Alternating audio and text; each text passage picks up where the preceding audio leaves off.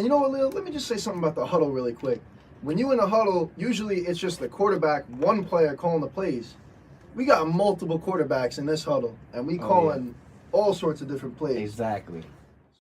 Hey, the word of the day, man, is respect. If you don't got respect, you don't have nothing in this game, man. Respect, you can't buy it. I can't assign you respect. You gotta earn it. You gotta earn it. You want your name on the back of this jersey to mean something, you gotta earn that respect. You want these colors, these jerseys to mean something, you gotta earn that respect. Snap in, snap down. Every single time you step on this field, man. Sit back. Crank it up. Crank it up. The musical stylings of 90.5. Dragon. I didn't understand you in that Barry joint. Yeah, I Get know, that man. old robotic, futuristic George Jetson. Yeah, crazy man. joint. Just like you in the blab. Robotic kick and slide. My flavor bit of matter till the China man of in the man. What's going on? I don't know why it's been doing that today. All right, Central New York, we are live What's going on? on 90.5. I'm Woo. here with my guy Anthony. What's good, Leel? What's And going it's on? me in the huddle. We got a little absentee today, a little injury report on the Yeah, huddle. injury Kenny C report. out. Kenny C is out for today. He will be back next week, and I will be on the injury report next week as Yeah. we are getting ready for the big episode that we Big got coming draft. up. Huge draft coming up. We got a draft Exactly. party. It's gonna be nice. We got a round table. Exactly. How many people we got? We got 4 or 5? We got 3 right now, but we're looking for a 4th one. If you're interested, call in. Hit us up. Hit us up. Hit Let us us up. know, because we trying to do something big, ladies and Mhm. gentlemen. But as we move on in the world of sports and pop culture, right? There's just so much things that's been going on. Obviously, the playoffs start soon. I'm gonna get into that a little later. But before we get into the playoffs, because we all know later on is a playoff special segment of the show, I just got a lot of things to say. But before I say it, right? Ladies and gentlemen, we are in the huddle. The request line is 607-753-4819. Once again, 607-753-4819. And ladies and gentlemen, it's time to get this show on the What you road. got in your mind, Leel? Well, let's start off with this Magic Johnson Okay. situation. Magic Okay. Johnson steps down as the president of the Los Angeles Lakers. Anthony, I want to know your thoughts on this. Shocking. I mean, when I saw the ESPN report, I think I saw Stephen A. Smith's first tweet about it, and even he just no. Who could believe that? I mean, you talk about the Lakers and this whole brand that they're trying to build. Does LeBron come to the Lakers without Magic? It's definitely a question, and the fact that Magic is gone and he's good reasons for leaving. I think, to be honest, the Lakers this season has been a dumpster fire. Put it in nice terms. I could go on. Yeah, But exactly. Magic, his reasons for leaving were more towards personal career. It seemed like more towards helping other athletes out. You talked about the Ben Simmons situation where he wanted to help and mentor different players, and yet Lakers management and the media in Los Angeles, everyone frowned upon it. But in overall, just the fact that he stepped down and the whole dynamic of this whole situation, it just intensified times 100. I mean, what are your thoughts on it? Well, it just sums up what has been going on with the Los Angeles Lakers this year. Everything that the Los Angeles Lakers has been doing was an ultimate disaster. For the Anthony Davis trade rumors, where I thought messed up the franchise because they were doing good throughout the year before that thing had occurred. LeBron James was playing well. The team was playing well. They were in the playoff race. They beat Golden State on Christmas Day. Ho, ho, ho. And then LeBron James go down with an injury. And a lot of people made it seem as if that was the be-all, end-all. Yeah. With LeBron James, which they have a right to because they started losing. Yeah. But to me, what made this season really go down, what really put the nail in the coffin, because I did believe when LeBron James came back, they still would have had a shot, was that Anthony Davis trade rumors. I thought that messed everything up because guys wasn't, chemistry wasn't flowing. LeBron James, I thought he failed as a leader on the team this year, along with Magic Johnson, for publicly criticizing Luke Walton, which should have been done behind closed doors. All these stuff with AD should have been done behind closed doors or at the end of the season. And I think the Lakers as a whole before the season started. Magic Johnson said that this was a 2-year process. Yeah. And I felt that they try to rush the process instead of trying to trust the process. And that's what messed things up. Definitely. I think when you're talking about the LeBron injury, I think a lot of people, he was out for a little while. A lot of people, came out and said, "Oh, this is the start of LeBron's demise. He's getting injured. He's getting old." I mean, there's no doubt the Lakers, I had no doubt that they were going to lose some more games when LeBron was gone. That wasn't a surprise to anybody. I think the surprise, what you mentioned, was when LeBron came back and things hit the fan. And LeBron's never been in this situation before where a team is consistently losing. You're almost in contention for a lottery pick towards the end of the year. And the playoffs, like you said, they had a chance when LeBron came back. They talked about them. They had potential. They beat Golden State on Christmas. They had potential to really start coming together as a team. They're a young team also. You have to put that into play. But in terms of Magic leaving and just the whole situation going on, it can't get worse. And the Anthony Davis trade, you're right in that. It was just a huge turnaround. Yeah. You looked at them possibly getting Anthony Davis, maybe in the summer attracting. You look at all those free agents. You talk about Kyrie possibly, his interest in the Lakers. I mean, I think that's utterly ridiculous. But I would say this: how would you feel as a player? Knowing that I might get traded to Louisiana. That's the buzz. I might get traded here. How could I focus? When the leader, also, LeBron James being included, calling out teammates, if my leader's not leading, why should I lead? Yeah. You know what I'm saying? Who do I follow by? Ray John Rondo, sitting in the bench with fans. This guy has been in the league for how many years? Won how many playoff games? Rondo's always had that side to him, where you kind of question his motives at times. Yeah, oh yeah, definitely. And it's always been a little problem in his career, but go on. Yeah, and it's just another move. But a lot of people's criticizing Magic Johnson. The only thing I would criticize Magic Johnson for is being unprofessional when it came to telling your boss that you are leaving. He did not tell Jeannie Buss. I think that's something that you should have a one-on-one conversation. All right, listen, I don't want this job anymore. That's the only thing I would say that was bad on his part.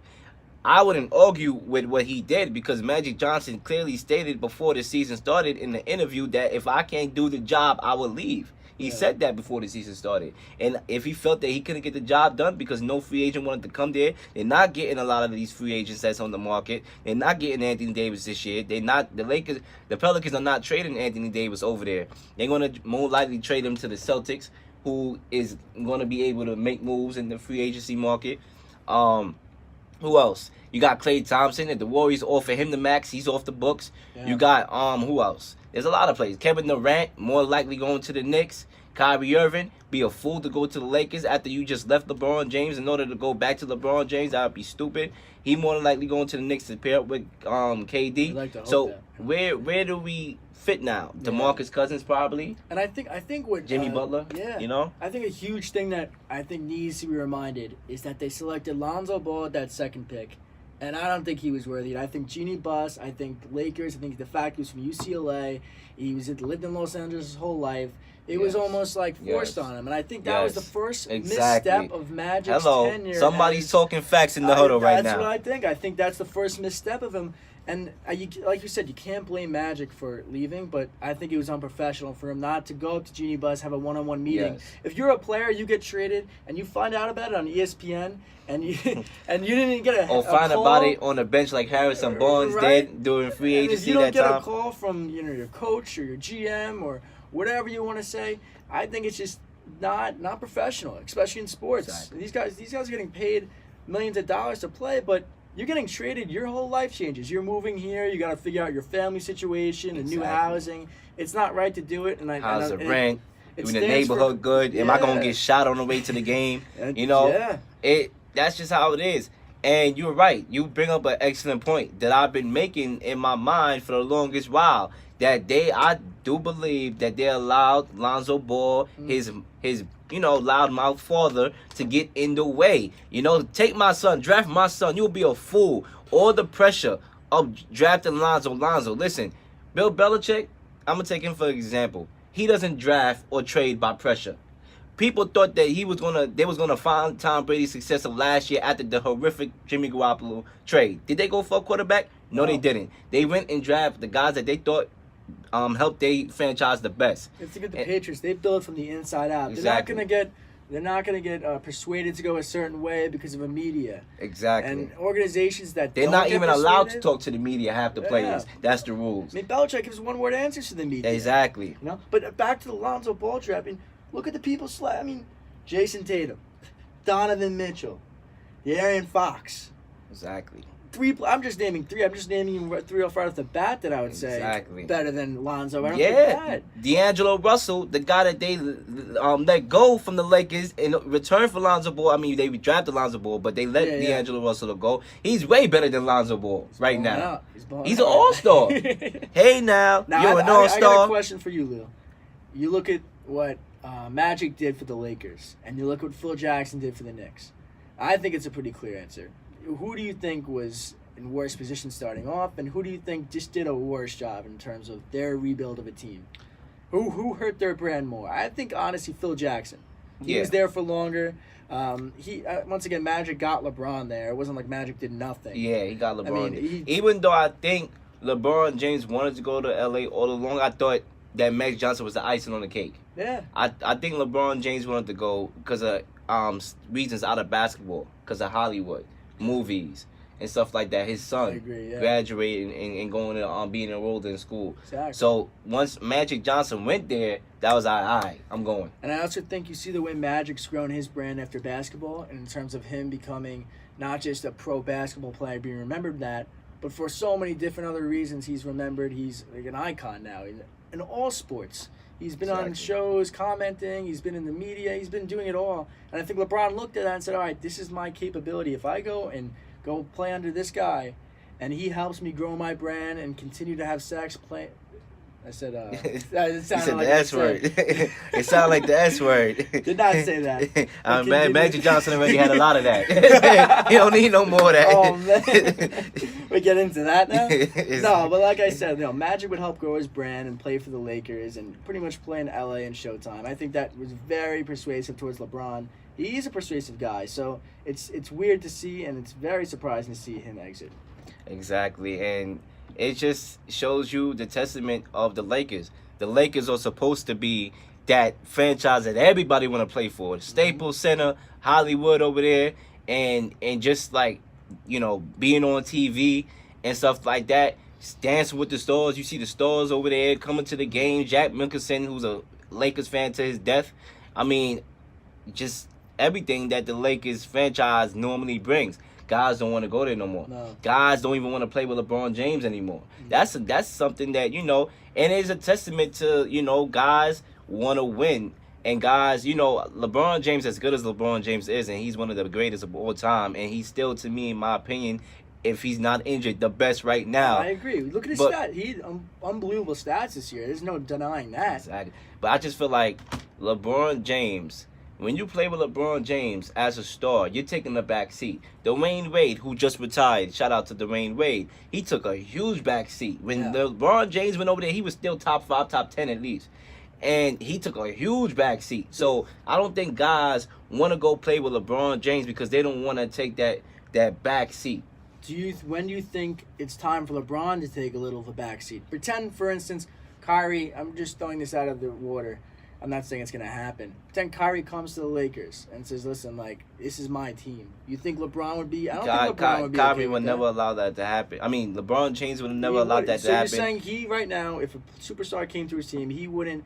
Pretend Kevin Durant, they play somewhere, and they're playing together. You don't think if Kevin Durant says, listen, LeBron, I'm in my prime, you're aging a little. I don't think he would ever say that. It's hard to do. It's something that's very hard to do. I don't think it's a spoken thing. I think it's kind of just it happens. It happens, exactly. It happens. And just like how with OKC, Paul George is the guy right now, in my opinion. Russell Westbrook, who was normally a ball hogger, who I thought in the past was a stat pattern, he and a lot of people got on me for criticizing Russell Westbrook, but now I can sit here, fast forward now, and sit here and say that Russell Westbrook is being an overall point guard and is actually doing better than what I thought that we gave him credit for. He's doing it. He took a back seat. He allowing Paul George to go do his thing, and I don't think that was something that was discussed. It happened because it didn't happen last year, but it happened in this year. So it's based on the play of the player also. And if you see something is working and you're like, I gotta take a back seat, then guess what? Take the back seat. His Gotta go in the back. stats may be less than what they were, but in terms of last year and that season, but in terms of do you want to win? Do you want your team to do well? And you're going to have to take some sacrifices to win. I mean, you saw it in Miami when LeBron went there, and LeBron was, I think, in his prime of his career when he was over there, and he played unbelievable. And you saw Bosh take a back seat. I mean, Chris Bosh has been always someone in Toronto well-respected around the NBA. Exactly. Even Wade, like you said, they took back seats. They understood. They took back seats. They understood that this is what's going to help us win, and that's what I'm going to have to do. But it's easier, in my opinion, to take a back seat like Dwayne Wade did when LeBron James is your close buddy. Yeah. It's easier because you want to see LeBron James succeed at best. So you, as a friend, all right, I could take a little back seat. If somebody that's not a close friend of LeBron James that's like, listen, I wanna get credit. I want the love too. Yeah. They're not gonna want to play with LeBron James. You think that's what happened with Kyrie? I think that exactly. Definitely. Kyrie. That's I mean, exactly Kyrie. That's what perfect Kyrie said. situation. He said that he didn't want to take a backseat to LeBron James, and that's why I think it would be foolish and one of the dumbest moves in NBA history if Kyrie Irving decides to leave Boston and go to the Los Angeles Lakers to play with a guy that he left when they didn't even have to leave Yeah. and break it up in the first place. Yeah, and you're almost in a worse position than you were then. Exactly, This and team we that's already know crumbling. how the media come at Kyrie Irving. So imagine if he does that. Yeah. What that does for him, he ain't gonna want to deal with that. He's already complaining in Boston about Exactly. the media. You want to go to New York or you want to go to a big city, be your own show, be the primetime guy. You're going to have to be able to handle the heat that's thrown at you. And I think LeBron's done a great job of that throughout his career. But I think this is the most dynamic situation he's ever been in terms of It's a bad. team. It's bad. It's The the Lakers worst should team he's ever possibly been on. think about trading LeBron James now, especially with Magic would you Johnson. ever give up a first-round pick for LeBron at this point of his career? Oh yeah, Yeah? yeah. But you're holding the number one LeBron- pick. I think it depends on the team, too. LeBron James is still one of the best players. He's still got a lot left in the tank, in my opinion. Oh, A I first think round pick. definitely. I mean, I wouldn't trade him if I'm not getting a first round pick. So somebody gonna have to take it if it's a Yeah. trade. And on top of that, I would say this: it's terrible. LeBron James can't even recruit players to play in his movie. Yeah. In Space Jam, you see Giannis you see the declining that. Yeah, but he's saying, you know what they're saying? They're saying it's because of shoe deals. But I don't believe it. Yeah. I think players don't hear. And I hear the Space Jam movie that's going to come out is kind of the director. He was also the director, I think, of Black Panther as well. Yeah. So the whole thing is kind of evolved around LeBron's career and his brought up. And I don't think if I'm another player, I want to be a second role to LeBron. I think that's why Steph Curry and these Kevin Durant, they're not interested in doing that. Exactly. So play the secondary role again, on and off the court. Exactly. You So know? that's why I think this is a tough situation for the Lakers. Magic Johnson just stepped down. It was shocking. But I'm not mad at Magic Johnson. I thought he could have been more professional at that. But the brother did say, if I can't do the job and I feel like I can't do the job right, I will be stepping down. That's what he said, and he did it. I like how honest he is. He's definitely a great guy and a good person. I just, like you said, I wish he would have went to the Lakers front office and told them first before coming out and doing that and shocking everyone. But at sports, it's surprises, full of surprises. Exactly. Especially when it gets to this time of year. Especially and when we get to the free agency. Ooh. Oh, be ready for some surprises. Man, I wish we were here for that. Oh yeah, me too. Luckily I got the podcast back at home because yeah. I'm gonna be able to get into that. There's gonna be a There'll be lot of different moves. reports every night. Yeah. Who's going who? Exactly. It'll be the most interesting one. I think it's gonna be one where it's gonna be a shocker. one to remember. Yeah. I think the last huge one was when LeBron's decision. I'm talking about huge in terms of I would say the Kawhi and the DeMar. Kawhi. Yeah. That was a big trade. Yeah. Because That's Kawhi true. basically got deported. You know. That's Right. Basically what happened. got deported. He's like, you want to trade? Well, we're going to deport you. Yeah, How go about to have that? fun in Toronto. Exactly. Freezing. Exactly. So, that's our thoughts on the Magic Johnson situation. But moving on to some football here, I want to ask you a question. Yeah. Shoot. Would you want AB, Antonio Brown speaking, on your team if you were a coach or a player? Would you want Antonio Brown on your team Right now. right now? Right now, Antonio Brown, I wish you'd be talking good about my team. I think there's nothing wrong with players speaking their voice, but when it comes to a negative reality of it, and if you're going to talk bad about your previous... Listen, Antonio Brown, you could speak all you want, But how about you speak about the Oakland Raiders? How about you speak good things about your team that you're entering? You did enough with the exiting. You left. You got your way. You got your wish. You got out. You got a new contract. Don't get me wrong. Good for you. But don't go bashing your former teammates. Right now, I would not want them on my team. If I'm the Raiders right now, I'm fuming because it's just pretty much you got the Steelers situation with him in free agency, and you just pretty much put him in an Oakland Raider hat in California, and now this is the same exact thing. I thought it would be a new leaf turn for him. Maybe he got his money, he's happy, he'll chill out a little. But now you're taking shots at Juju. Now you're still calling out your former quarterback who is a Hall of Famer. I just don't see what his approach is to all this mess. What about you? Antonio Brown to me is one of the most diva persons I ever seen in my life. And you know what? The Odell comparison is not even close. I don't know how people say Odell is a diva. And Antonio Brown makes Odell Beckham look like a saint, honestly. Makes him look like Eli Manning. Exactly. And I thought, by the way, too, with regards to the Odell Beckham situation, I thought that was a terrible move by the Giants. I thought that was a terrible move. I thought they traded. I think it's a terrible move now, but I think you'll have to see in 2 years what it's going to be like. I think trading away your best player because of a few antics, it wasn't worth it. I think that they made him the scapegoat. To me, the problem was the coaching staff. When they drafted Odell Beckham Jr., and I brought this up on the show. Okay. I said that if Tom Coughlin handled him better when he started acting in his diva mentality, if he sat him down to be like, listen, this is not happening, they wouldn't have had that problem. They allowed him to do what he did. It escalated to a different coaching staff, and they didn't want it, and they traded away a good talent who's one of the best athletes in the NFL. I'll say this. Tom Coughlin's known as a no-nonsense guy. And if you look at his early career coaching with the Giants, at first he was really bad. These players hate him. Michael Strahan, if you watch his documentary and them winning a Super Bowl, every year they make a documentary on a team winning the Super Bowl. Yeah, America's Game. On the so NFL they talk Network. about Tom Coughlin and their difficulty in the earlier season, and Michael Strahan, they called Tom Coughlin time, TC time. So Michael Strahan would go into meetings and he would be maybe 3 minutes early, and then the next day he'd see a little piece of paper on his locker saying you got fined $500 for being late to a meeting when you were 3 minutes early. But going back to that, the Giants did fail in terms of disciplining Odell early. Yes, they did. Talk about the Norman situation when that went off. He should have got benched. I don't know why he went back in the game. They ended up losing that game anyway. They came back but lost against the Panthers. But in terms of Odell and the trade, I disagree. I think, Odell is no doubt he's a spectacular talent. It's hard to trade away your best player in your team who's a fan favorite.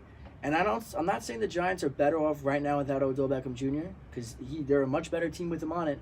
I just think in terms of you look at the amount of holes on your roster and you just sign him to this huge contract, you have Odell on your team and you continue your route that you're on, you're pretty much just playing him out on a 5-year deal where you're just slowly rebuilding, and you're not gonna use Odell. Odell's not gonna be winning. He's not gonna be happy. I just don't think the Giants want a path to win with Odell at this current time.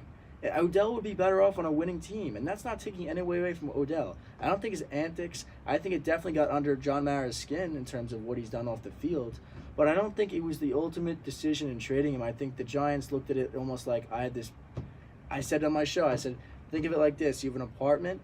And then you're paying paycheck to paycheck, and you got a nice Lamborghini in your driveway. You got to trade that Lamborghini for some capital to pay rent to rent and get better, maybe put that towards other things. I just think that the Giants had to move on from Odell. And it was both ways. I just think that the Giants just made him the scapegoat. I thought that they made it more than what it was to be. Fair, you just paid the brother in the summertime, and then you trade him away. So now you trade him away, and then you just extend Sterling Shepard's contract, gave him a nice sweet tea deal. Here's a little sugar for your iced tea. Now it's sweet. And you basically slap OBJ in the face. To me, that's a slap. You traded me to Cleveland. You extend Sterling Shepard, and you sweeten his deal. But he is not the same productive-wise as OBJ, in my opinion. I think OBJ is a far better receiver. And Eli Manning, he's a quarterback on the decline. And I've been said this. He's a quarterback on the decline. He cannot move. He's like a sitting duck in the pocket, And I think that they just got rid of OBJ and made it seem like he was a problem, when in all actuality, it was the coaching staff. It's Eli Manning's play. It's the offensive line of the Giants also. and I just thought it was a dumb move for the Giants. I thought that people. You don't like the Shepard deal? I Or mean, you think it's a slap I'm not in saying. the face I to just Odell? think it's a slap in the face to Odell. Well, I think Odell got, what was it, 5 years, $95 million. I think He Shepard, you know what you're getting with Odell and Shepard. They're obviously not the same receiver. But I think in terms of Shepard, I think the Giants really liked what he did. He has one more year left on his rookie deal. He's making about $1.8 million, and you're signing him to a 4-year extension. It's pretty much a 5-year, $40 million deal, which the Giants consider that a win.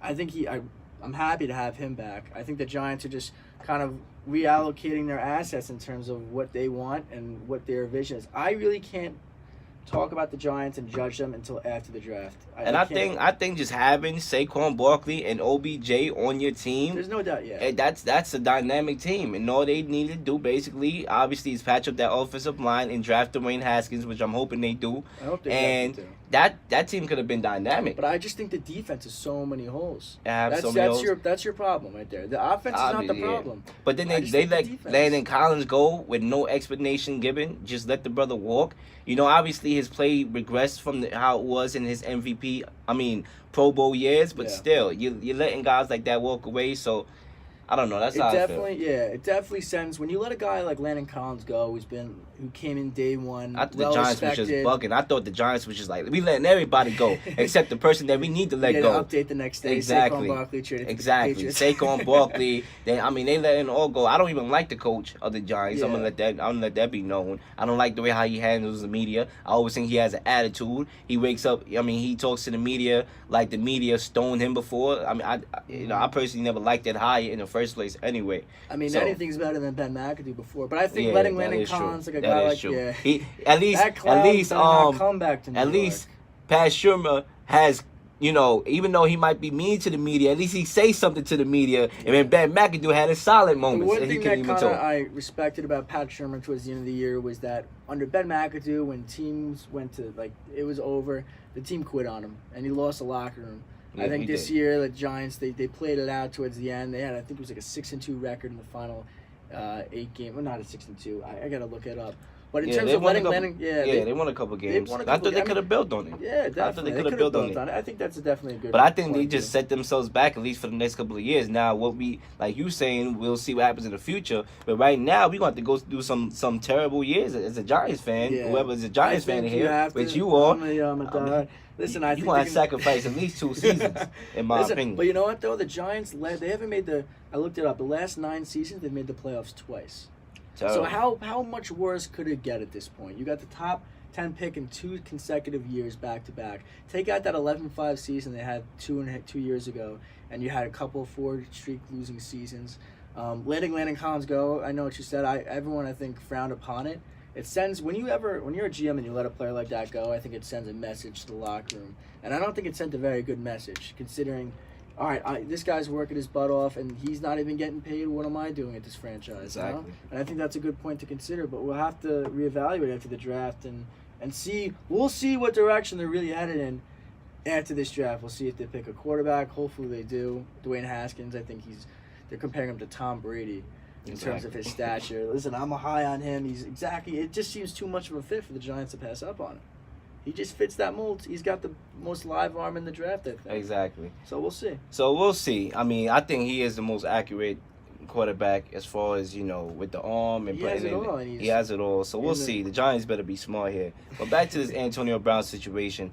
Honestly, I don't know. This guy's a diva to me. He's a bad teammate.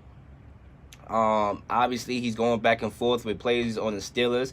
You just got traded, and you're probably going to be in a better position in the long term. Yeah, in the long term. But right now, not right now. His quarterback, but on the long term, and you in Los Angeles, right? Oakland, California, close to Los Angeles, closer than you was when you was on the Steelers, obviously. Yeah. And they moving to Vegas, gonna have a nice new stadium. You're gonna be good, and you don't need to be going back and forth with ex-teammates. You already made your point. You talked about Big Ben not being a leader, which I defended Antonio Brown because I do see that same quality in Ben Roethlisberger about him not being a leader. I see that. There's not a leader. He called out his teammates publicly in a press conference. We all know that Big Ben, nobody criticizes him. They're saying that they do Antonio Brown, and I defended Antonio Brown with that, but I can't defend Antonio Brown forever. This guy is a diva. He's showing it, and he continues to show it. What troubles me, and I agree with you 100%, Antonio Brown, and the Big Ben thing with the GM of the Steelers saying that Ben's an adult and the rest of the guys are kids. Have you heard that comment? Yeah, I heard that. So, yeah, definitely I understand that and where you're coming from. I just think that Antonio... Listen, this guy, Ben Roethlisberger, has done more egregious things than Antonio Brown and OBJ combined, because we already know about his issues when it came to women and violating the codes and off the code. Exactly. So we want to get technical. I think he's living off the fact that he's won 2 Super Bowls right now. Exactly. And that protects any quarterback's reputation. If that GM want to make that analogy about him being a leader, which I don't agree with, well, he damn sure ain't a leader off the field. Yeah. And about Antonio Brown, in terms of the long term, yeah, 100%. He's better. The team's going to move to Vegas. He's got John Gruden as the head coach, who I think is going to be really good for him. They need a coach with a personality. And he's an offensive mind, obviously. Yeah, I think John he'll do Antonio Brown fine. He'll set him up in a good position to succeed. I just think that Antonio Brown, what's very troublesome is the fact that this team, you haven't even met for off-season workouts, and you're not even in training camp yet. And he's already creating controversy. What is he going to do mid-season if the Raiders are, 5-9, not making the playoffs? Derek Carr is throwing the ball out of bounds while he's wide open, streaming downfield. What's he going to do then? And that's just something in my back of my head, if I'm a Raiders fan, like you have to consistently worry about with Antonio Brown. This is a diva wide receiver. It is. And now you're sending a diva wide receiver to California, not too far from Los Angeles. I want to see how that works out. I know. It's going to be interesting. He got his wish. Just Antonio Brown, understand that. Where's his agent, Drew Rosenhaus, and all this? Come on. Tell him. I don't know how no one's controlling this guy. It's just this guy's out of control. And then he calls out Juju. He sent a DM on Twitter. Of Juju. I think Juju asked for it, though. Juju definitely asked for it because he made a tweet talking about, Big Ben. So he asked for it because he basically, he started it. When I think about it, when you ask for a butt whooping, you'll get a butt whooping because you asked for it, So he asked for it. By him tweeting that, he asked for it. But at a certain point, Antonio Brown, once again, I'm defending you here a little bit, you still have to know when to stop, when enough is enough. We're talking about a vet versus a third-year player, And I think the fact that, he did ask for it. But it's not like he directly said it to him. I know Antonio Brown is very, I think it was a cause for enough because he knew what he was doing when he said that. He was trying to defend Ben Roethlisberger from Antonio Brown's statement. That's the reason why this tweet happened, because it wouldn't have happened if Antonio Brown didn't have what does that. it even matter to Antonio Brown at this point? You're out of the team. You that's got your true. money. That You're is in. true. You're But gonna some go to Vegas soon. people Why are just petty. I mean, I guess, some people are just petty like that. And Antonio Brown being a diva, he's also petty. Yeah. And that's just what it is, But Juju Smith-Schuster, ain't nobody gonna feel sorry for you because you didn't have to open your mouth or open your keyboard. Well, I think a lot of people after that tweet of that DM when Antonio Brown said, I think he was out of his mind when he said that. He said something about. And plus, Juju probably did it for. Because he's the number one receiver now. So you want to make your quarterback happy. You want to make your quarterback feel that you appreciate him so you can get them passes, don't you? It's going to be very interesting to see what goes on this year. Hopefully Juju does well. I like him. I love watching his YouTube channel as well. Exactly. Juju TV. But it's going to be crazy. Also, on another receiver standpoint, first game of the season, Monday Night Football, Browns at Jets. OBJ's returned to MetLife right away. Wow. Yeah. He tweeted that last night. He said, God works in mysterious ways. Wow. Pretty much subtweeting the Giants. And he also posted on Instagram saying, finally let off the leash. And a lot of people are saying that's a connection or shot at the Giants. So. Well, you said the Browns at the Giants? Browns at Jets. But, he tweeted, God works in mysterious ways, as if he's making his homecoming right away. So we'll see. Well, we'll see. And when we come back from commercial, y'all, I'm going to dive into some... golf, the Masters, obviously, and real little boxing. And then we're going to have these NBA playoff predictions in hour number 2. Ladies and gentlemen, you're in the huddle. As you see, Cortland, sit back. No little overgo. Crank it up. Crank it up. The musical stylings of 90.5. The Dragon. 90.5, and we are live. We are back in the huddle. Obviously, Kenny C is not in the building. My co-host, he is on a little break. And, you know, Anthony was just with us, but Anthony has left. You could catch his show, The Rock Report, on this day, 6 to 8 p.m. But, ladies and gentlemen, without further ado, it's time to get into these other topics. And I just want to briefly touch up on the Masters and some real little boxing before we do get into the playoffs, making my predictions in the second hour. All right, so I just want to touch on this. You know, Tiger Woods, obviously, there's a lot of buzz going on, as it has been for the last couple of years. And one question that I do want to bring, and before I bring it, let me just say, the Masters is one of the great sporting events in the world. You know, it's televised, it's nice, you know, everybody goes there. It's just a formal, calm event, you know. Just sit back, relax, and watch the Masters. You know what I'm saying? But one thing I would say is Tiger Woods the most popular athlete in history? And the reason why I say it, I'm not saying he is, but it's a question. And the reason why I'm asking this question is because time and time again, when it comes to golf, when it comes to big golf events like what we're going through right now with the Masters, the only thing I see to hear about is Tiger Woods. Tiger Woods. Tiger Woods this. Tiger Woods that. Even when Tiger Woods lose. Even when Tiger Woods lose.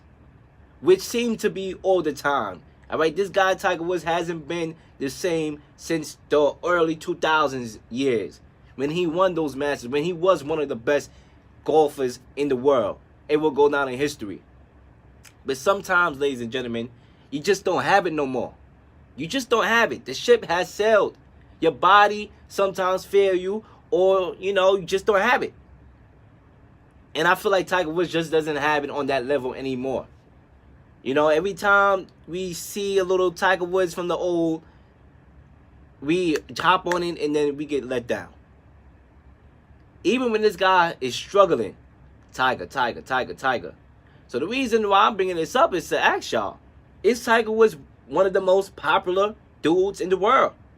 Because the last time I checked, he has not won a major since 2008, the U.S. Open. So I wish a lot of people, you know, and I'm pulling for the black brother, but I wish a lot of people that can fall off a cliff in which Tiger Woods had fallen off, you know, get into the issues that he got into and still be talked about like that. Still be headlining ESPN. Still be headlining SportsCenter. Because it's not for his play. I mean, I don't know where his position is right now in the Masters, but I'm pretty sure he's not number one or number two. But yet, the brother's still being headlines. So I'm not saying I disagree with it. I'm not saying I do agree with it. I'm just asking y'all, Central New Yorkers, does this make Tiger Woods one of the most famous athletes or popular athletes to play the game of any sport?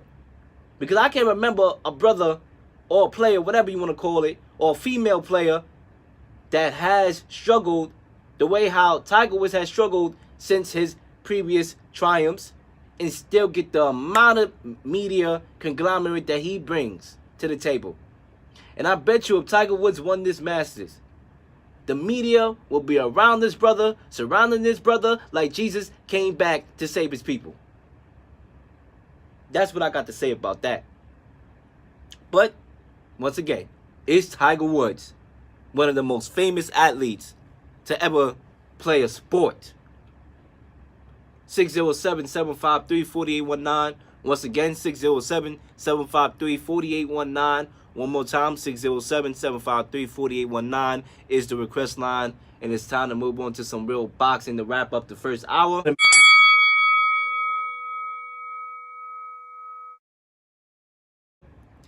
And we have Lomachenko, who will be fighting Anthony Crolla this Friday, tomorrow to be exact, on ESPN Plus in Los Angeles, the Staples Center. Lomachenko is a guy that's set to be one of the best pound for pound, if not the best pound for pound fighter in America, in the world. This guy is technical skills as a boxer. He's a boxing magician. He knows how to let his hands go. He knows how to throw his punches. I mean, just sound, swift, defensively. Even though sometimes he can let up a little bit. Now, what I know about this dude, Anthony Crolla, obviously he has the size advantage. But he's at a lot of disadvantages. He hasn't fought in America, in U.S. soil. And now he's coming to America to fight one of the best pound-for-pound fighters in the world. He has a couple losses on his resume. And he got his hands full. I honestly think that this fight is going to be a butt whooping for the ages. I really do. Now, in order for Crolla to have any chance, and I believe that there's possibly a 3% chance. I mean, this guy's a 1 to 100 underdog. I mean, wow. I ain't never seen an underdog like that. This guy is the definition of an underdog right now. But what I would say is, he does have the height advantage. He does have the reach advantage. And we seen in the Lenore's fight with Lomachenko, when he let up, felt comfortable, got caught in the 6th round with a right jab. Now, if Lomachenko don't have those issues, then it should be a walk in the park. It's almost like walking your dog through Central Park in the morning. Just like that. Obviously, he had surgery on his arm. That's another deficiency for Lomachenko, in which Crolla maybe could take advantage of, even though Lomachenko says he's 100%. Remember, he was scared to throw that right hook. Can he do it? Will he do it? We'll see. A lot of guys going to be looking out, because he barely threw it in his last fight against Punjaza. But he still beat him up like a piñata, if you know what I mean. So, I want to know who y'all think is going to win this fight. But, ladies and gentlemen, I think it's going to be a butt whooping. I just don't think Anthony Crolla has it within him. Yes, he fought Lenore's, too. And Lenore's gave Lomachenko a little bit of trouble. Credit goes out to Lenore's. And Crolla fought Lenore's twice, I believe, gave him trouble. So maybe Crolla can, use that as an advantage. Also, Lomachenko, he said in previous interviews at training camp that he wasn't motivated for this fight. So being unmotivated, going into the ring with somebody that may be motivated, then who knows? Who knows, ladies and gentlemen? There's one thing I always say. Never underestimate your opponent. If you watch my shows, you know that's one thing that I'll always say. Never underestimate your opponent. Ask the New England Patriots of 2007 when they lost to the Giants in the Super Bowl, being undefeated. Tom Brady laughing like, how many touchdowns I'm going to throw? What happened in that game? Ask, Clemson and Alabama. Ask Alabama. They tell you. The list goes on and on and on in sports. I can go from a variety of different sports to show you that you never underestimate your opponent. So Lomachenko, I hope he doesn't underestimate his opponent. I hope that the build-up of the fight will get him more motivated to beat his mandatory in order to move on and show us why he is the best pound-for-pound, arguably, in the world. But when it's all said and done, it's going to be a butt-whooping in my opinion. And I think Lomachenko is going to win via TKO in the 8th round. I think he's going to let his hands go. I think he's going to be too fast for Crolla. Crolla likes to lead in. And I think he's going to lead in with some punches thrown to him. I believe Lomachenko is going to get him with a lot of body shots. That's going to slow him down. And it's going to be over. Somebody's going to have to throw in the towel in the 8th round. And I think Lomachenko will win. I want to see Lomachenko and Mikey Garcia. I think that's the fight that should be made. That's the fight that should have happened instead of Spence and Garcia. Because I didn't think Garcia was ready for Spence, and it showed. He got taken to class. So I want to see Mikey Garcia and Lomachenko. I think that would be a good fight.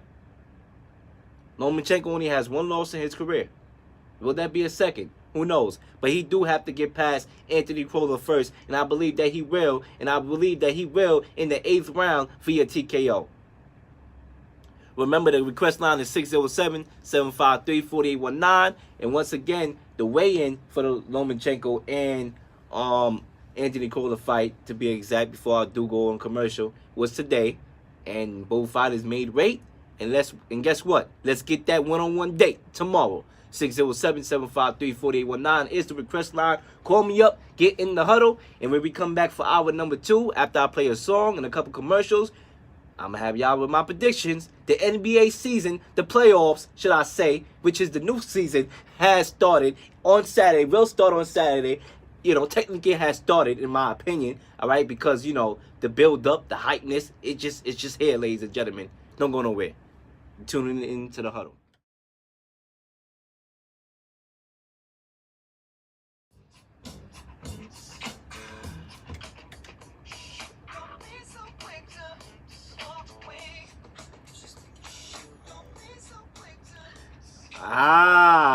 Don't be so quick to walk away, and don't be so quick to change the channel, change the radio station, because we are back in the huddle with your boy Real Leel. Kenny C is out today, and it's time to rock the mic. How about that, ladies and gentlemen? Rock the mic, huh?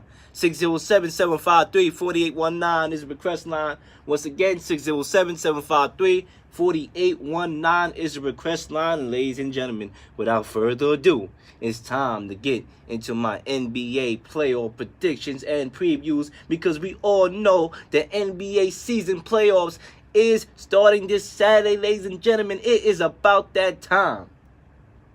9:03 p.m. approximately right now. It's about that time, ladies and gentlemen. I'm going to be previewing my first match right now, and my first predictions. We have yours truly, the Brooklyn Nets, who will be playing the Philadelphia 76ers, ladies and gentlemen. No, I did not forget. All right, the Nets are going into that matchup as a 6 seed, and the 76ers are a number 3 seed. So I'm interested in seeing this matchup because I do believe, first let me start off with the Nets. Brooklyn has exceeded my expectations this year. All right, we didn't think they were going to make the playoffs. We already know about the couple of years that they were not in the playoffs. I believe it was 4 years now. After that horrendous trading away your young picks, your draft picks, for a bunch of old guys that were only gonna give you 2 years left. We all know about that. But this year they got it together. They play with heart. That's what I've been saying. They play with heart. They don't have your fancy names, but they play with heart and they play together. D'Angelo Russell, has been my most improved player this year. I mean, it's up for debate. You got Pascal Siakam of the Toronto Raptors that give him a run for his money, and a legit one for his money. But I'm very impressed with what D'Lo has been doing. The brother got ice in his veins, ladies and gentlemen. The brother has ice in his veins. And if I'm a free agent in 2019 in the summer, I'm looking at the Nets. I'm at least giving them a visit. Hell, I'm definitely giving them a visit. And I might give them a contract signing, because what they got going over there is very good. And you don't got to worry about the disarray like with the Knicks and the Lakers. Obviously the Clippers is good. But why not come to Brooklyn? Why not? Good town. Just got to worry about that traffic on Atlantic Avenue. I would know because I am from Brooklyn, so I know how that traffic can be. It is not something that's very pleasant, especially when you got somewhere to go. But it's a good town, a good surrounding area. Park Slope, you already know. Nice restaurants. One of my favorite restaurants that I go to, Mitchell's Soul Food Spot in Park Slope. Shout out to the Mitchell people. Shout out to Mr. Mitchell and Mrs. Mitchell who got that business running. I'll be back there in the summertime. But, enough of that. The Nets, like I said, they just been playing together. They hustle. They hustle defensively. You got Jared Allen, who protects the paint. He gets up there and he blocks shots. He know he's going to get dunked on sometimes. He know he's going to be on Shaq and the Fool. He knows that people going to think he's a fool. He knows he's going to be taken to school at times. But he gets up there and he makes the effort. And sometimes he'll end up with a block, and sometimes he'll ended up being not stopped. All right, whatever you want to say. But he plays with heart, just like the rest of these guys. We already know Joe Harris can get hot from the three-point line. I mean, he won the NBA three-point contest so he can get hot. He got hot the other day against the Indiana Pacers. So, you know, Caris LeVert, obviously the young boy who played probably, but you could say he played better before he went with it. He went down to injury, but soon he'll get his legs back. Spencer Dinwiddie, all these guys out here that hustle. And D'Angelo Russell, the guy who has been eating the Lakers alive for dinner, as far as making the Lakers regret that they gave up on this brother because of social media. We talked about Lonzo early in the show.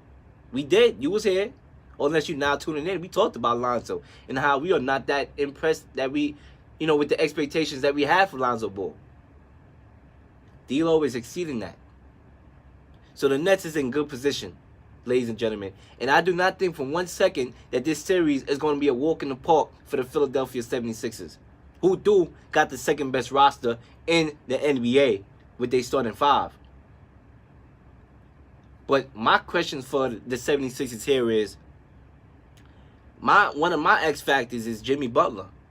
I wonder what Jimmy Butler we're going to see, because we haven't seen a Jimmy Butler as of what we saw a couple years ago. We haven't. It's almost like Jimmy Butler take a back seat. Obviously, you have a lot of hungry guys that are talented on that team, and he's not the first or second best player on that team. So you do have to take a back seat to some extent. And I'm not sure how he's liking it. And we haven't got that production from him this year on a consistent basis. We had a couple games where he hit the game-winning shot. Okay. We need more from this guy. So all we're going to see is Jimmy Butler going to be the one?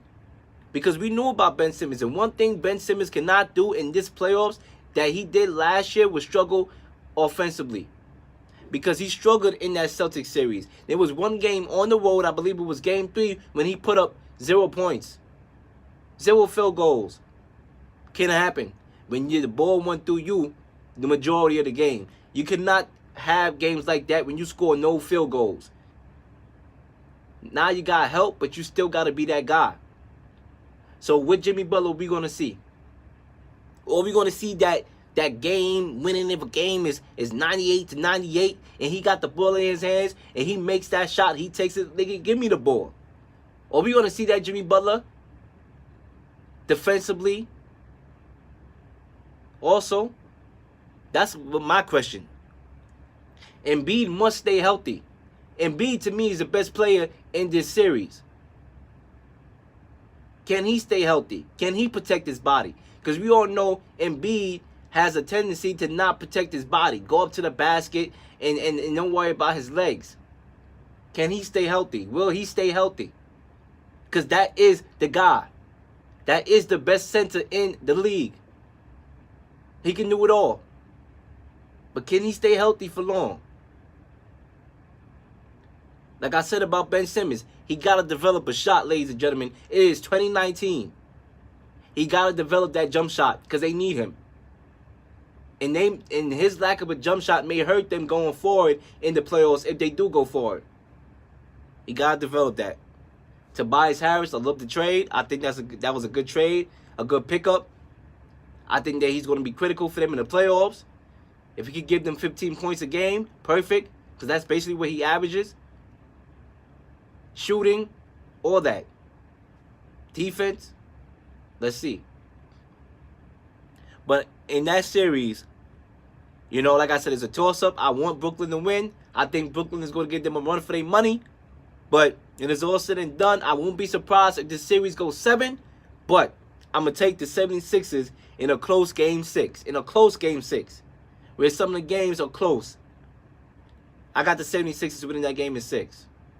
But it won't shock me at all if this series goes 7 or if the Nets win it. But I'm still going to go with the 76ers in game 6. I just think home court, and I think that the Nets are too young. Moving on, 5 o'clock. The next game after the first game will be the number 7 seeded Magic at the number 2 Raptors, 5:30 p.m. And I'm going to start off with the Raptors here. The Raptors has been one of the best teams in the East. as throughout the whole year.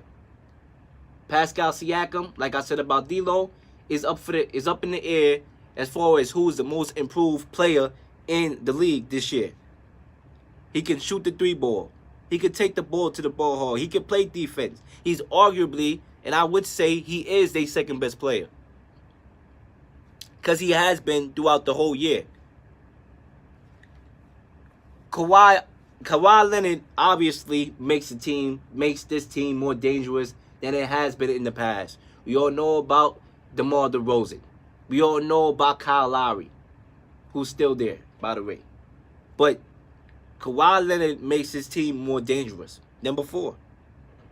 He has playoff experience with the Spurs, won a chip, MVP. He's their primary scorer. He locks up your number one guy defensively.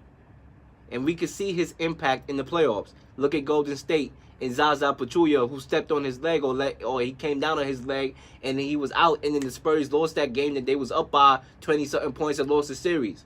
So we see his impact on the court. And guess what? A Raptors fan. To y'all Raptors fans, y'all don't gotta deal with y'all kryptonite LeBron James anymore. He's not even in the playoffs. He's watching the playoffs at home or working on the Space Jam movie. So you don't gotta deal with LeBron James, your kryptonite, and you just got a better player than your number one guy in the past. You have a new number one guy that's better than the old number one guy. So they have no excuses. Serge Ibaka, he needs to dominate the boards, and I believe he will do that. And I expect him to. And score. But the key to the Raptors' success is Kyle Lowry. At times, Kyle Lowry can struggle offensively. At times, Kyle Lowry, the ball that he has in his hands, seems to turn into a medicine ball, and he can't jack up a shot. It's brick.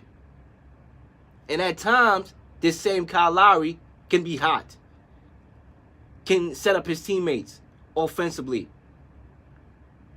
Can lead the team in assists. And be that offensive guy. So I want to see a consistent Kyle Lowry. To me, that's the key. What Kyle Lowry is going to see. We all know he brings it defensively. But he got to bring it offensively too in the playoffs. That's the key for the Raptors, in my opinion. Now we go to the Magic. The Magic has been anything but tragic this year.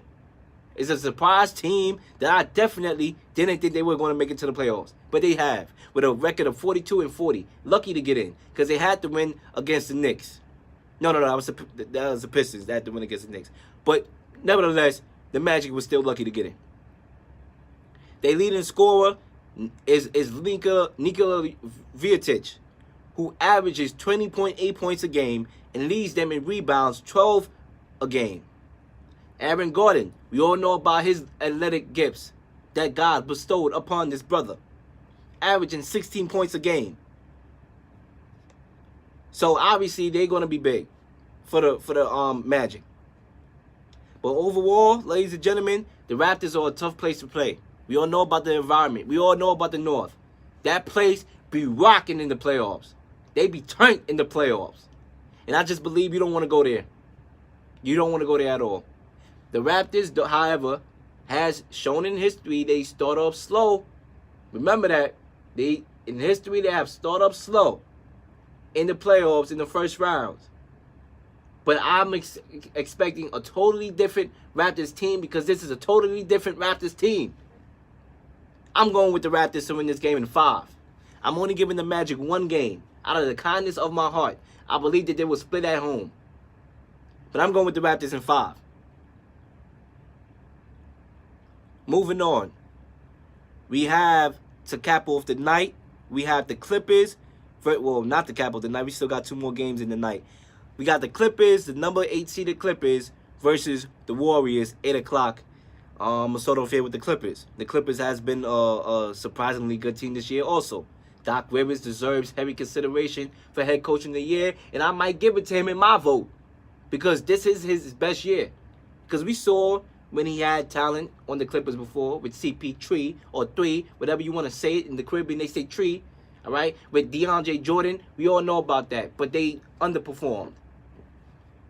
What he has to work with this year to get them to the playoffs, magnificent. head coach of the year consideration in my vote, along with Mike Budenholzer out of Milwaukee. Lou Williams obviously is that offensive juggernaut, that guy, averaging 20 points a game, and is clutch. We seen him make that shot from half court almost a couple games ago. We see him make clutch shots in the past. Gallinari averaging 19 points. We all know what he can bring offensively to the table when he is feeling it. The Warriors, however, we all know about the Warriors. Do I really got to talk about the Warriors right now? Do I really, Central New York? Do I really got to talk about the Warriors right now? Because it's already hot in the booth. I could just end this and go home. I'm already hot. I'm starving. But do I really got to talk on the Warriors? Because we all know they got the best starting five in history. All right? It ain't a mystery. All right? We already know when it's all said and done, this might be the team representing the Western Conference in the finals and possibly going to win it. They are the favorite to repeat for obvious reasons. But my biggest concern for the Warriors team is the Warriors. Not nobody else. It's the Warriors. And what I mean by that is them staying healthy. I don't know why Stephen Curry was on the court in that last game when the number one seed was already clinched. And then he got hurt. Obviously, he's not severe. He should be able to play on Saturday night. But why? Injury is the key. Because without Steph, y'all going left. Because that's the guy that makes it much respect. I don't know. I just wanted to rhyme right there. But you know what I mean. Central New York. Another thing is technicals. We already know they have a habit of talking back to the refs. Hell, they won 2 chips. They feel like they the big boys. And they are the big boys. They earned that title. So they like, listen, what? Screw you, ref. Saying all sorts of language probably. Getting all sorts of technicals. Obviously, the refs are not the easiest people to deal with, but at the same time, they're referees. Technicals. That's another thing. Because as Draymond Green, Game 5, wasn't there. He got suspended and ended up costing the Warriors a chip, in my opinion. And the Warriors seem to own the Clippers over the last couple of years. Own them. Have their number. Just make a mockery out of beating them all the time. They just beat them a couple weeks ago, April 4th, 131-104. So with all that being said about the Warriors, you think for 1 second I'm going to pick the Clippers to win this series? Hell no. I'm going with the Warriors in a sweep. 4-0. Next, in the cap off the night, we have the number 7 seeded Spurs at the Nuggets, who are ranked number 2. 10:30 p.m. This is one of, I would say this, starting with the Spurs, this is one of Greg Popovich's great accomplishments. And it's hard to say that, but it's true. Because we already know Greg Popovich is one of the best head coaches and might go down as the best head coach in history.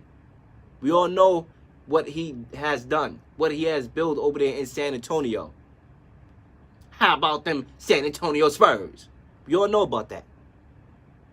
But to have this young team, also with injuries, make it to the playoffs, spectacular. LaMarcus Aldridge is the key, in my opinion, for the San Antonio Spurs to win this series. He has to show up. He has to. Because there's times when LaMarcus Aldridge shows you why he was that free agent that a lot of teams wanted to get, and sometimes he could show you why he ain't you know what by his play. He cannot be lackadaisical. He has to go and dominate the boards, all right? Because he's very capable of getting rebounds. He's very capable of dominating, shot making, post-ups. He's very capable. We saw it this year against the Thunder in double overtime when he put up 50-plus points. If we can get that Aldridge, I think the Spurs win this series with that Aldridge. But the fact of the matter is, I don't know if we're going to get that Aldridge. DeMar DeRozan must show up too. He must show up. Like I said, LeBron James is now in the playoffs. DeMar DeRozan, show up. Because you that guy too. You got to be that guy too. We already know he loves his mid-range game, his mid-range shot. So he better show up. The Nuggets, on the other hand, they are young and experienced. They had an excellent season this year. All right? They still seem to can't get over the Golden State hump this year, but they all seeded ranked number 2. Great regular season. But my cause for concerns has to deal with their youth and inexperience. They haven't been down this road before. So the talent is there, we already know. But experience, something, the playoffs is a totally different animal. Jamal Murray and Jokic are nice players that can ball. We all know that. But will they show up in the playoffs? We got to see. But with that being said, I'm going with the Nuggets to win this series against the Spurs 4-2. 4 games to 2, which means I believe they're going to win in 6 games, the Nuggets. This is a game that could easily go 7. But I'm going with the Nuggets in 6 to win this series. And when we come back for commercial, I'm going to go to day number 2, Sunday's games, go down the list, and you already know. 607-753-4819. Once again, 607-753-4819. You're in the huddle. Don't go nowhere. We're going to be right back at it, ladies and gentlemen. Crank it up. Crank it up. Musical stylings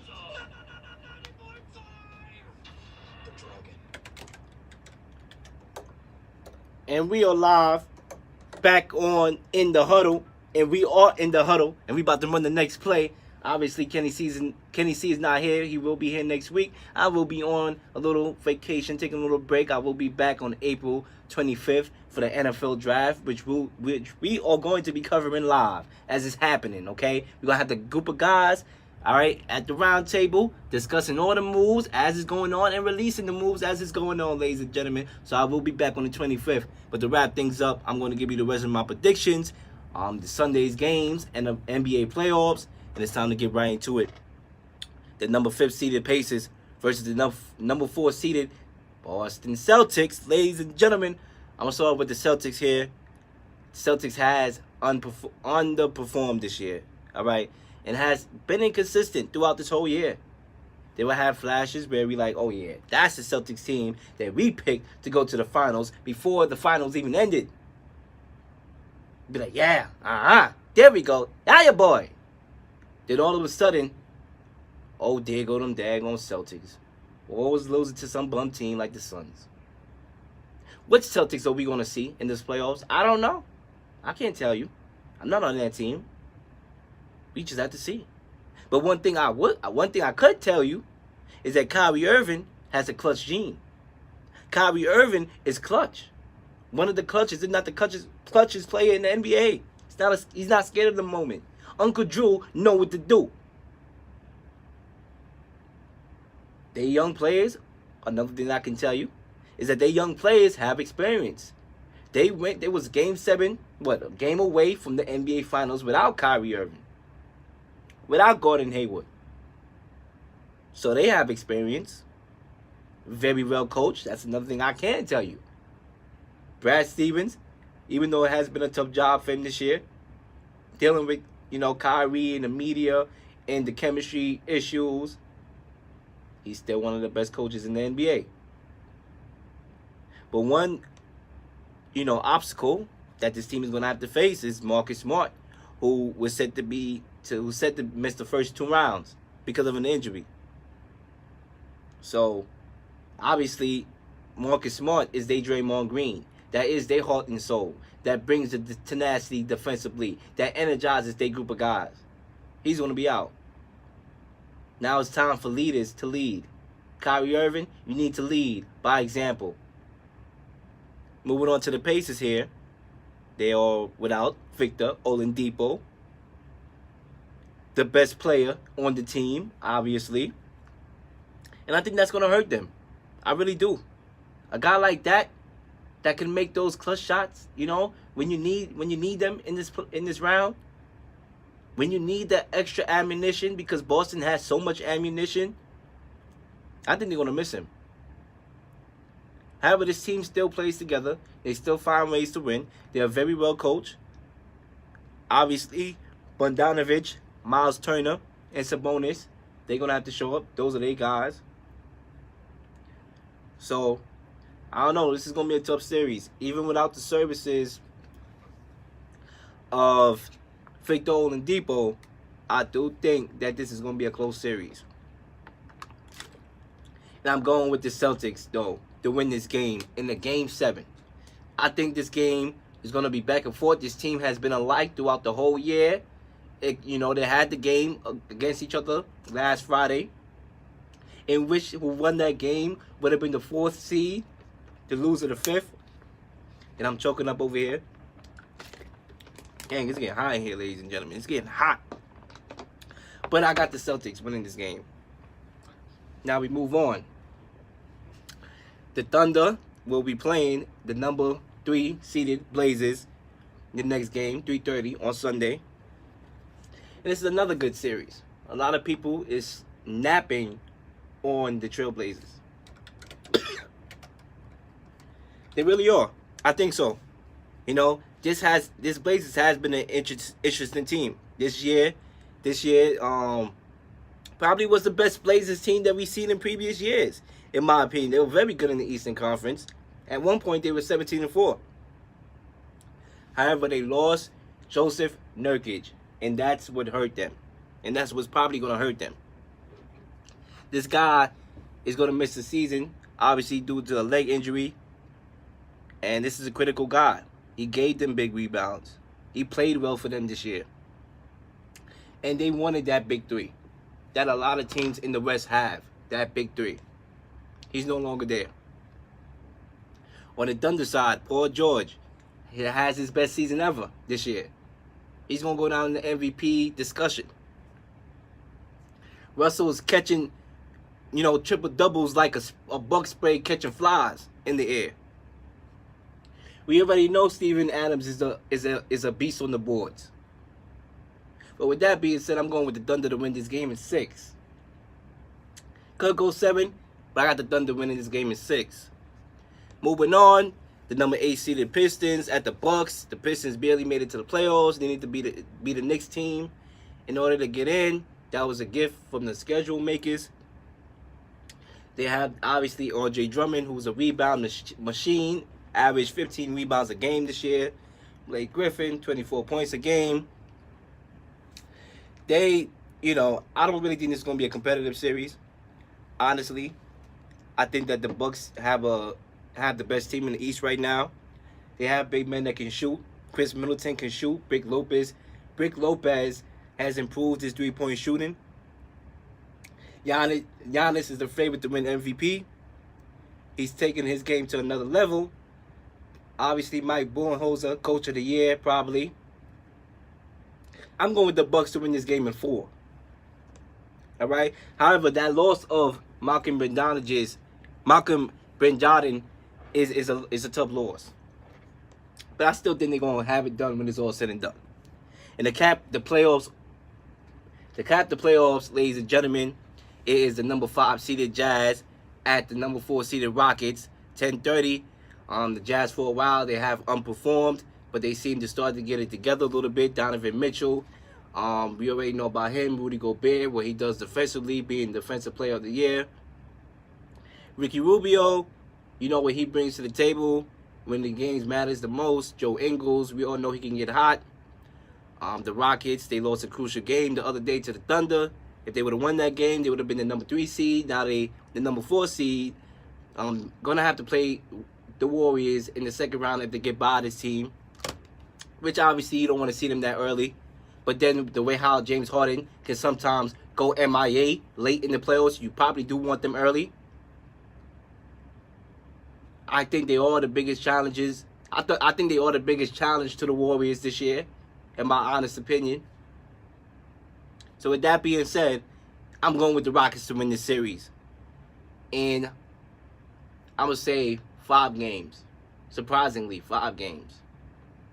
Could go 6. I got them in 5.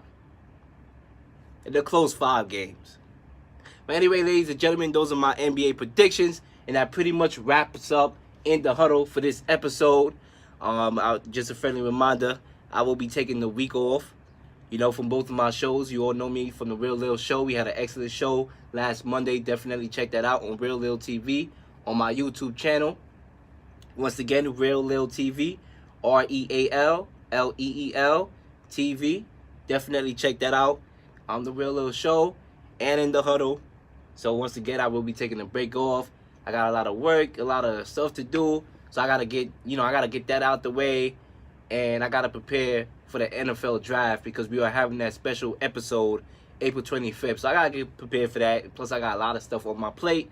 So I'm gonna take this week off from both shows, but I will be back on the 25th. Kenny C will be back next week, Thursday, for In the Huddle, doing his thing. So, we here for y'all. We here for the people, obviously. And with that, I'm out. One love. And enjoy the playoffs, ladies and gentlemen. Before I leave, enjoy the playoffs. Because NBA season is here. All right? The real season. The playoffs is here, ladies and gentlemen. All right? So enjoy it. Because guess what? After the playoffs is over, we got another season. And that's free agency. One love. I'm out of here.